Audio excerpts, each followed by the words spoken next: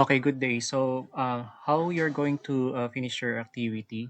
Like what I said, yung deadline po during our synchronous time. So, may makikita kayo doon na example Word file and you need to download. Then, after po natin may download, you need to follow yung instruction. And then, nandito yung SQL command plus yung expected output nun. And meron doon problem. And first challenge is that you need to convert the statement into SQL command. So for example, select the customer ID, customer name, quantity, unit price, total amount, and sale date from the sales table. So ito yung sales table natin. So ito yung database name natin. And for transactions where the payment method is debit card, or credit card and the total amount is greater than 300. You need to be careful in analyzing the statement because sometimes you need to think about the appropriate SQL command. Especially ang concept is by using like PEMDAS. So, ito yung ang aking solution doon sa SQL command niya. So, select and then stated columns. Okay, so accordingly to customer ID, customer name, quantity, and then unit price, total amount, and sales state. So ito yung generated output ng SQL command. So since that, sabi niya, transaction where payment method is debit card or credit card. So where payment method, so meron akong open and close parentheses, debit card, or payment method is equal to credit card, close parentheses. So nilabas ko yung end since that yung end and we have the total amount greater than stated here greater than 300. So, yan yung ating expected output sa SQL command. Pagdating sa program, so since that you're going to convert this into um, programming, nilagay ko po dito. So, i-paste nyo po dito, yung first, the output ng program po natin. So, next ay yung code mismo na nilagay po dito. So, yun lang. And proceed kayo sa problem 2. So, individual naman ang pag-grade doon, considered as 5 graded activities. So, kailangan makita natin. So, kung papansin nyo po, ito yung table generated. So, ito yung given sa inyo plus the statement. Nilagay ko na doon para at least mayroon kayong guide. And, of course, based on sa statement, para at least pag-isipan nyo kung paano nyo ma perform yung SQL command. And pagdating sa code, actually copy and paste lang siya. Para at least ma-master nyo kung paano in-inject from SQL command to our PHP programming. So yan po, kinapi-paste ko lang yan, select hanggang dun sa dulo nung generated so that you can understand in the future na pwede palang ganyan. So itong mga value na to, pwede to galing sa graphical user interface but our goal ay you can retrieve the data from our SQL command kahit wala mo na siyang GUI. So ganito lang siya and hanggang sa retrieving ng data. So kung papansin niyo po, align yung expected output natin doon sa ating table. Customer ID, customer name, quantity, unit price, total amount, and sales. So same po. Customer ID, customer name, quantity, unit price, total amount, and sales. Okay, just correct this term, sales date. So nandito lang yan sa part na to. So yan yung kanyang heading. So after nito, so retrieving, and you need to include the security, complete security for our PHP so that ma-master nyo how to use the prepare statement as object-oriented programming. And since that we don't have graphical user interface na pwede natin siyang gawing as placeholder and we don't have bind parameter variables. So it means that you need to proceed in executing the prepared statement or our SQL command. Then you're going now to get the data. So ito na yun, example code. So ganito yung gagawin nyo and you need to submit your work. Okay, once natapos na siya. So mind your own activity. Okay. So paano ko nga ba 'to ginawa? So you can use PHP Me Admin. So meron pa akong example dito. So since that meron na akong database student DBMS and then table na sales. So ang default kasi ito yung lahat. So nandun binigay ko sa inyo yung SQL command. Lahat pati yung value, just copy and paste and execute para at least hindi kayo mahirapan. So, nandun sa notepad na binigay ko sa inyo, just copy yung insert, yung 15 na insert na yon, and para at least malagay dito yung data before kayo mag-proceed doon sa ating pagre-retrieve ng data. Nandun din yung SQL command paano mag-create ng table. So, just open the Notepad++ file and follow the instructions na nakalagay po doon. So, ito yung SQL command. So, kapag select tayo, okay, and play, ito yung expected output. Or kung wala kayong SQL Yog installed, pili kayo dito sa SQL, dito po sa ating PHP-MyAdmin, just proceed clicking this SQL command and copy and paste and just press go.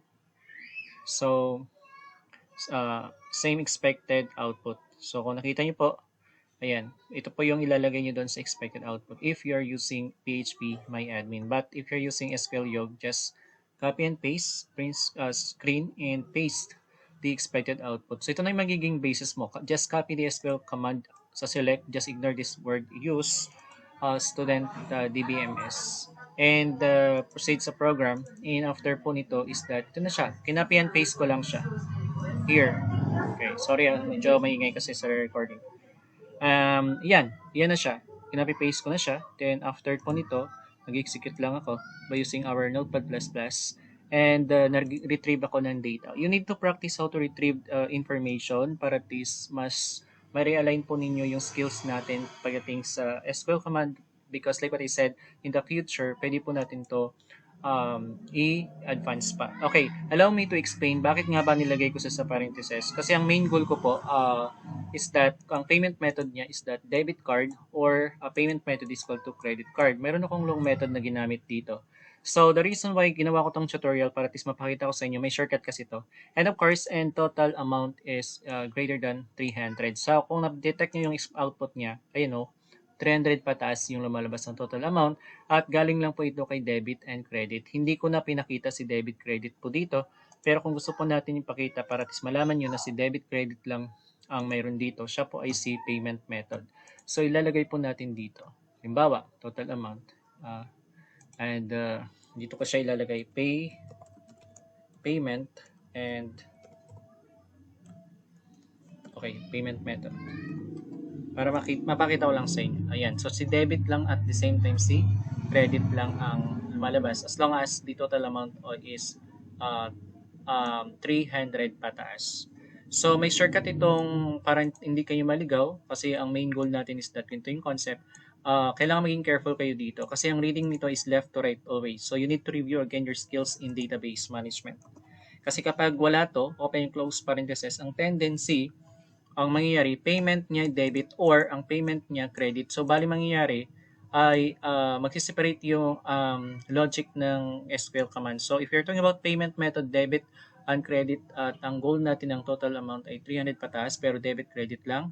Kapag ganito, magiging mali yung expected result. Kailangan natin i-apply yung concept ng mathematics like yung PEMDAS according sa ating goals. So for example, we have this payment debit card and credit card. What happened kapag ganito? Ang approach nito kasi, ang payment, lalabas na lahat ng debit card or yung payment credit card and ang total amount is called 300. So maging mangyari, ito yung left side ni and at ito ang right side ni and. We all know na palagi may left and right. So ito naman yung left, ito yung right. Debit or credit. Pagdating dito, ito naman yung dalawang i-execute. Kaya magmamali yung expected output natin kapag tinanggalan natin siya ng parentheses. Kasi debit or credit. At the same time, mayroon siyang condition si and na, which is we have credit card and total is 300. So, kaya kung napapansin niyo po si credit card at the same time 300, wala kang makikita dito na lower 300 because ito yung magiging dalawa left and right condition niya. So lahat ng debit, ang tendency kahit mababa sa 300 lalabas kasi ang left and right ni OR is itong dalawa. So lalabas na talaga yung debit and credit. Kaya kung napansin niyo po, debit is equal to 250. So bakit mayroon ditong below 300, supposed to be wala. At mayroon ditong 300. So si debit lang dito na more than ay 600. Kaya kailangan po ninyo siya ilagay sa parentheses. Kaya yan yung isa sa skills na dapat nyong i-improve pagdating sa database, yung analysis, yung pag-group. Kaya po natin siya nilagay. Yan, 600 yung debit. Okay. So, para hindi mahirapan kasi long method po ito, okay, so gagawin ko siyang short method. Meron po itong advanced, yung corresponding sa or para hindi siya paulit-ulit i-repeat. So, we can say where payment method. Okay, so followed by the word in. So, in. Okay. And then we have debit credit. Okay. Uh, uh, okay, supposed to be single quote ito. Okay, single quote sa string. So, ganun po ang shortcut niya. So, payment method in, debit, credit, and of course, we have an total amount. So, ito yung kanyang left side ngayon and right side. So, kapag niran natin siya, so same po yung kanyang expected output. So, kanina ang gamit natin is OR and open close parentheses, but like what I said, ito yung shortcut niya. So, you can use this if you want pagdating kay SQL command for your advanced database management. So, ito yung i-copy nyo pagdating dun sa program and i-run nyo lang siya. So, same po yung expected output. Ayan, dito nyo siya i-copy and paste. And just remove the single code. Okay? So, just submit the activity and figure out kung ano yung at yung kailangan yung i i-command doon sa ating SQL command sa given. So, meron kayong 5 and attainable siya, good for 2 hours sa web natin. So, just copy and paste. Ganito lang yung kanyang structured sa code na kailangan yung ilagay. Okay, thank you and God bless.